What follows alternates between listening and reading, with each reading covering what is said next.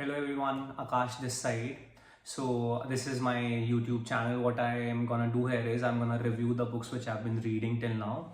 So I started reading books, mainly I started reading books last year in August. Till now I've read Fyodor Dostoevsky, Tolstoy, some of the autobiographies and some of the biographies written by other authors. I've also read a few of the Russian classics, a few American classics, a few Japanese classics. So I'm gonna take them one by one. In this review, we're gonna talk about Fyodor Dostoevsky's The Idiot. So I've read a lot of works of Fyodor Dostoevsky, including The Brothers of Karamazov, Crime and Punishment, and then this The Idiot. I've known a few about his life, like whatever he has gone through. So let me start. What we'll do is we'll start with the introduction of the author, then I'll get along with the book, and then maybe whatever I feel, and then at the end I can discuss what I've written in this diary. What I do is after reading every novel, I note down whatever I am feeling in this diary of mine. So let's start with the introduction of the author, which is Fyodor Dostoevsky. He was born in Russia. So his story is quite actually interesting. In his student days, he was actually detained and even was supposed to have a death. He was given a death sentence because he had a few books which were censored at that point of time. But later he was pardoned. So he went through a lot of physiological and psychological changes at that point of time, and after which he turned to writing. A few of his most celebrated work is Crime and Punishment, but my personal favorite is The Brothers of Karamazov. I'm gonna be reviewing it in another video of mine. So let's come to The Idiot. I mean, when you actually read The Idiot, it's a fragmented book in a sense that the story is not as flawless as Dostoevsky writes. It's actually fragmented. It's brilliant in some parts, but in some parts it's actually dull. You have to actually read yourself through to the book. But again, when you read about what was his condition at that point of time, like when he was writing this actual book, all of it makes sense and the meaning of the book becomes more profound. So the overview of the story is there's this main character, Prince Mushkin. He's returning from a foreign country to Russia. He has some mental problems, but now after like 10-15 years abroad, he's actually fine and he's visiting Russia. And there in a train, he's actually a prince. There in a train, he meets the another character of the story, who is Rojojin, and they discuss about then they start talking and the story moves. He actually is going to meet one of his relatives, Mrs. Impanchin, who is one of his relative and also married to a general in the army. So what he wants to do is he wants to ask them for work so that he can get by. He do not have much financial means, and this is how story revolves. Basically what happens in the story is one of the Mrs. Impanchin's daughter, Prince Mushkin, and one lady and Rojojin, they are in a love triangle of a sort. And it's a very so let me give you a brief introduction about the love triangle. So Rojojin, who I mentioned, the other girl names is Nastasia. So Rojojin, who I mentioned, he knew Nastasia and he describes about her to Prince Mushkin, and then Prince Mushkin, when he sees her, he actually feels pity for the girl, and he also feels even a bit moved. She was pretty as well. The story of the girl is that her parents died at a very early age. Then she was brought up by another man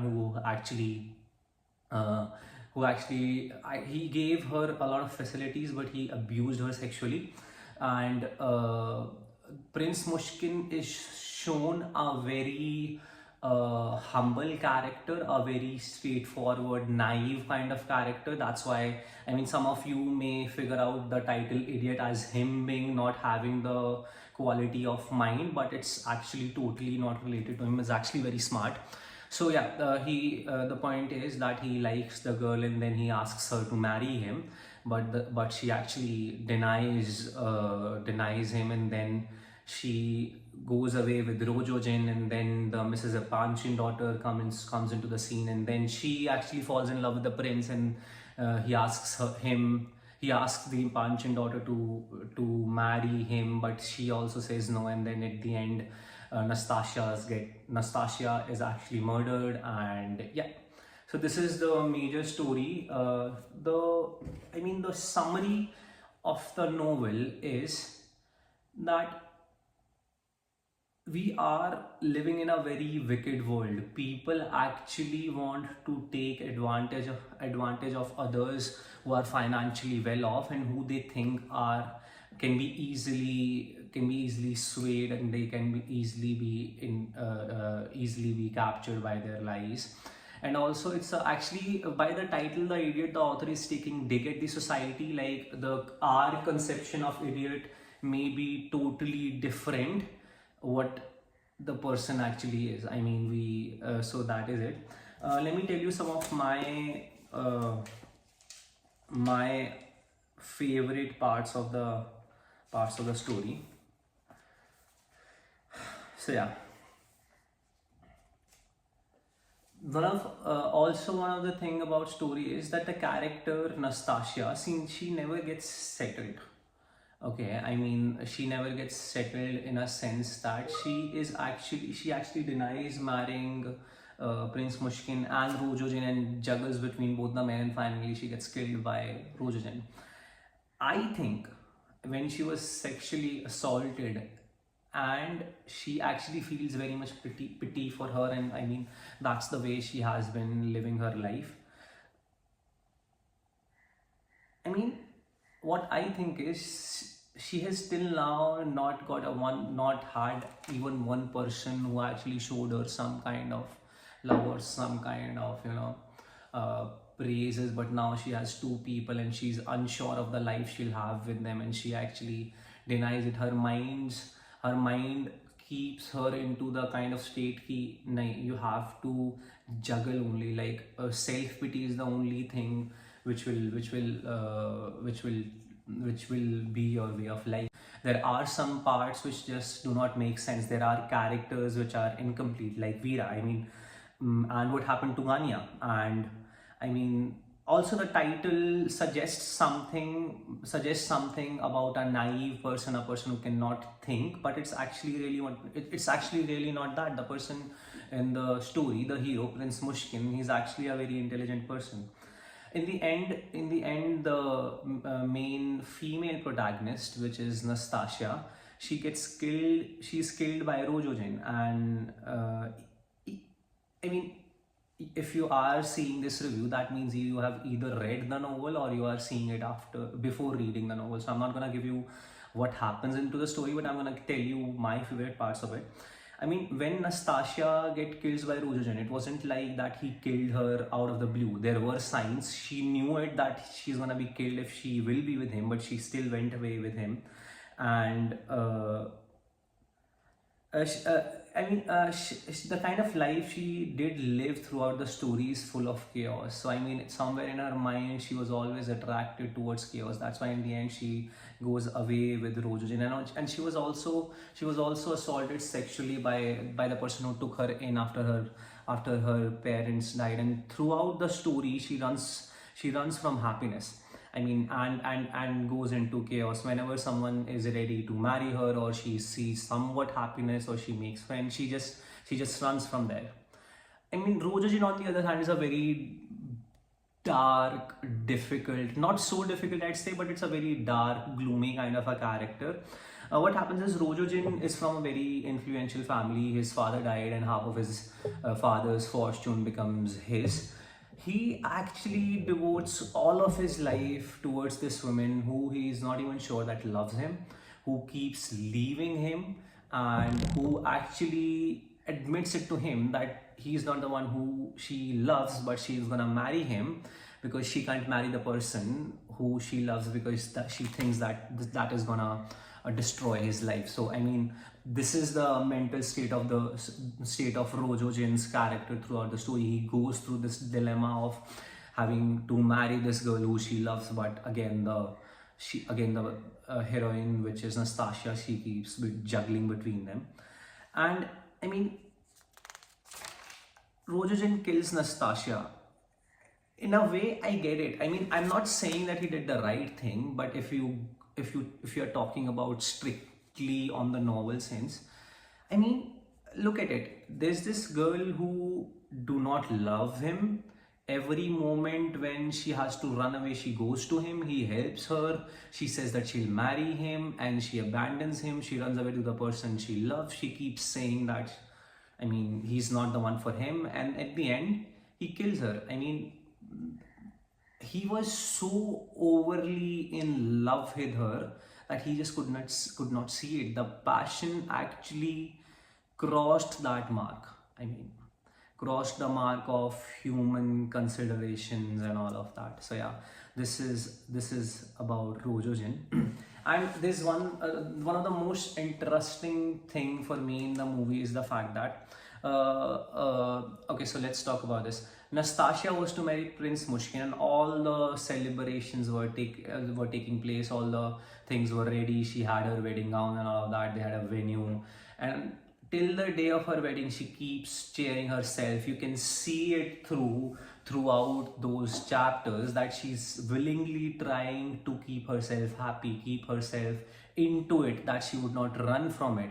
And Prince Mushkin at that point of time, he is actually in a sort of dilemma. There's also a line that I kept thinking something else and I kept saying something else. And you can actually feel him going through that, because though he wanted to marry Nastasia, he did not want to marry Nastasia, because he also loved the Panchin girl, and he's marrying Nastasia just to prove a point.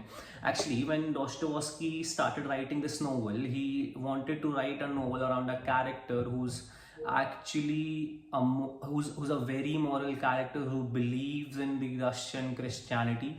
So that's how Dostoevsky started writing him. What he wanted to prove is that the person's past is not related to his future endeavors. So in proving that, Prince Mushkin pushes himself so much that he agrees to marrying Nastasia even though he did not want it to. I mean, if it makes sense. So yeah, so coming back to Nastasia's psychological point on the marriage, she runs on the final day of marriage because of the condition that she never saw happiness, and she only feels that she'll be comfortable in a mess, and she goes to Rojojin, where she eventually gets killed. Now, if you see Mushkin as well, though the title idiot is actually given to that character because he had a mental disability, and when he comes back, people think he's an idiot, but he is not. He actually goes through some of the major challenges with very swiftness of mind. I mean, some of us even could not get by it. I mean, when his caretaker's son comes for fortune, he takes help from Gania to look over his claims, and then doesn't even give the money. I mean, he was that cunning.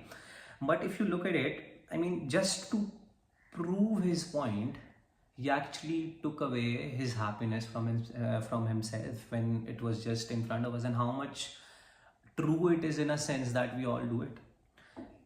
And also, I mean, there are some characters which are unfinished. The characters of sisters, I am talking about the Panchin sisters. It feels as if they are just there in the story. They are just there to fill the fillers, you know. I mean, they are not shown. They do not have any impact on the stories. And also, a few features of Dostoevsky which I've noticed is he talks about religion in a sense that he makes you question a few things. Like, there's this particular scene in which a picture of Christ is shown when he's hanged on the cross, and he actually has suffering on his face.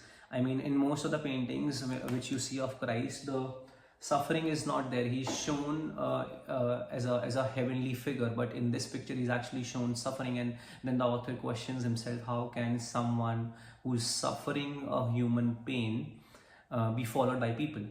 I mean, but what I think the author was trying to say is that even God is not above the rules which are made for people. So yeah, I mean, this is what the religious take is. And also, I mean, also second thing, which one of the other thing about religion, or other discussion about religion comes when Mushkin talks about Roman Catholicism and says that Rome, because of Roman Catholicism, the spirit of Catholicism is actually being bent, or it's false religion and something like that. But in a sense, if you see, that's just, I mean, disbelieving the fact that other religions do exist, and just believing naively into the fact that your religion is the correct one. I mean, this is also one of the parts about religion. The most interesting story is when there's this character whose character, he's a general. He steals money from his friend, and his friend then and his friend knows that he's the one who has stolen the money, but he doesn't actually confronts him directly. But the friend then feels that he has done the wrong thing, and he puts back money where it was. But here comes the interesting part. Then the friend do not just say that, hey, I got the money, I'm sorry, I created a ruckus over a thing. What he does is, he just does not say the money is there. He keeps on going like he did not have the money, and mentally tortures his friend. I mean, the psychological amusement which is filled in those pages, you should totally go over that. And also there's this confession by a person who's dying, who's Hippolyte.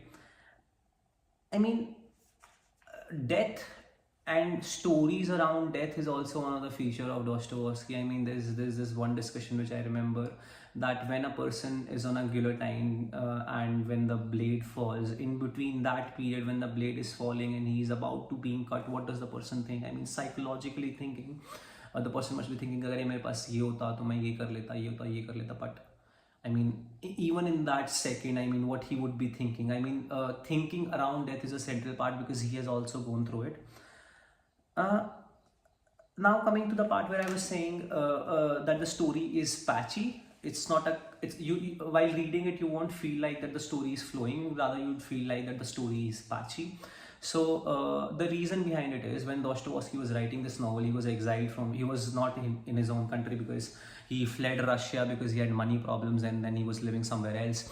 There he lost his baby, and there they also had money problems. He kept on losing money. He goes through all that dilemma at hand, and that's why in the story you would find some of the things which feels patchy are actually related to his own life. So on a scale of 1 to 10, I'd say Dostoevsky's The Idiot is somewhere around 7, and you should totally read it and tell me in the comments which book I should review next. Thank you so much.